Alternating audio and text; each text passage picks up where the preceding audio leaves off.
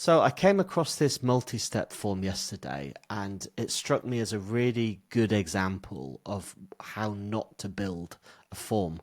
And I sometimes think when you see an example of what not to do, it sort of teaches you what to do. So I'm going to jump in here. I'm not having a go at this company. Some of these mistakes you see in loads of different multi-step forms. So yeah, I'm not having a go at Blossom Up.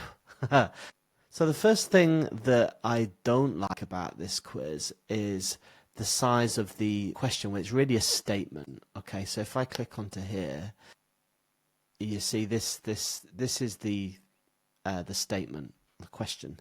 I think it's way too small. It should be a lot bigger, and usually the question should be bigger than the answer. So these are the two sort of answers here. The question should be bigger. It should create a sort of a hierarchy, a sort of visual hierarchy. So the question should be bigger, the options should be a bit smaller, just to give you that sense of okay. Whereas this is like it's sort of indented, it's off to the left. I think it would be better if it was centered, and it would be better if it was bigger. So here's an example of how to do that. So this is from a recruitment form, and you can see how that question is nice and big and chunky, and you can see that how that looks, right? It looks a lot better. Yeah. The second thing that I don't like about this form is when you click on the answers, there's no sense of movement between the steps, right? So you click on there and it's like, okay, well, what's changed? In this case, the question or the statement hasn't changed, but the answers have changed. So that's really disorientating for users. So it's much better if there's a sense of movement between steps. So I'm just going to jump into another example and show you. So you watch this. So when I click on one of these, you see how that sort of flicks between, there's like a little bit of movement there. Or if we go into this one and I click on that, you see how that is much better, and it sort of flicks between. And that gives you that sense of movement, continuity. You know that you're in a sequence of steps, versus this just makes you feel like, what's just happened? Oh, the answers have changed. I didn't notice that. Okay. The next thing is there's a back arrow, which is good, but it's just a sort of like an arrow, and it doesn't say back. That's not ideal. Like, you're assuming that somebody knows what that's about.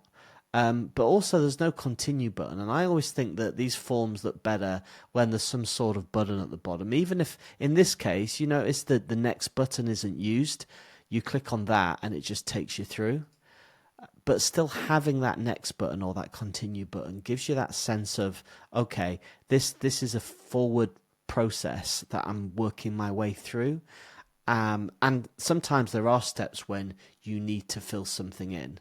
So let's see this one, right? So yeah, here I've got to actually submit my name before I hit next. So yeah, some steps require you to hit next and others don't. Most forms usually have a combination of both. Now, admittedly in this one, and I'm not going to go through the whole thing because it'd take me all day, there may not be options where you have to fill something out, but still, I always think the best converting forms have something at the bottom, whether it's continue, whether it's next. And it also just visually creates a neater, nicer looking sort of form. Okay. Next is this bar at the top, this progress bar. So it's good that they have a progress bar, but this line is my least favorite style of progress bar. Why?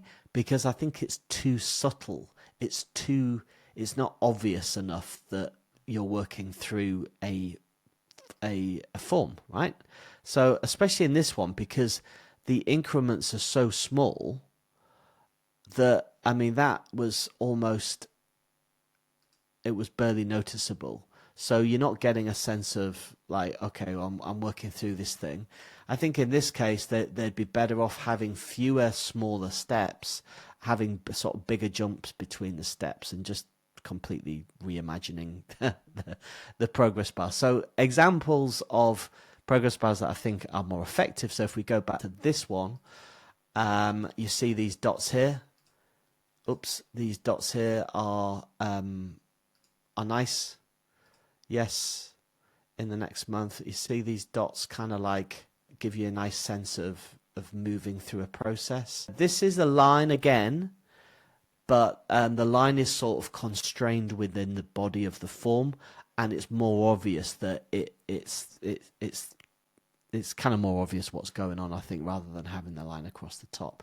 Here's one that actually we built for a local service business, a storage unit business, and you can see here that you can add sort of steps as well to the progress bar, which makes it really kind of obvious what's going on, working through steps rather than a vague line that you don't really know what it means anyway, right? And obviously in this case you can customize the steps, and you can have different you can make this even more sort of tangible what it means, so you imagine you're going through like an insurance form or something, or you're booking a flight, and there's certain steps that are very tangible. You're choosing a seat on a plane, or you've hired a car or whatever. You can kind of really drill down into the specific steps. Anyway, what else is there that I think this form is missing? So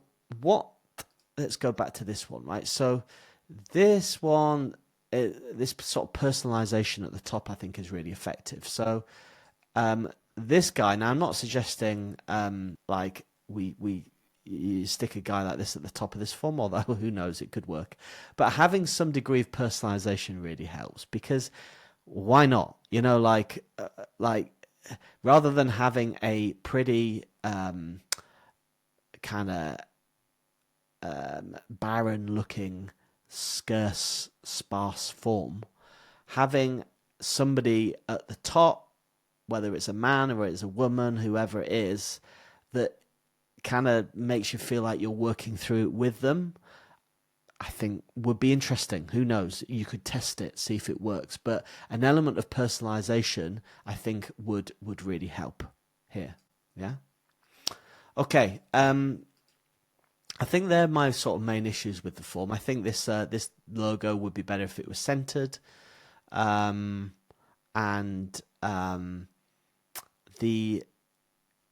these answers, there's no sort of rollover state for these boxes. So you see here, I put my mouse over it, the tile doesn't change at all, and it would be better if it did. It would just feel a lot more modern, a lot more interactive. Yeah, it just feel a lot more modern and a lot more interactive, basically.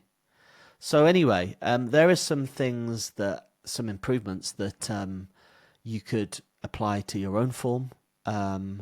Yeah, hope you found that useful. And if you're from Blossom Up, I hope that was useful for you. Definitely put in place some of those changes, and you will improve your conversion rate. So all the best. Cheers.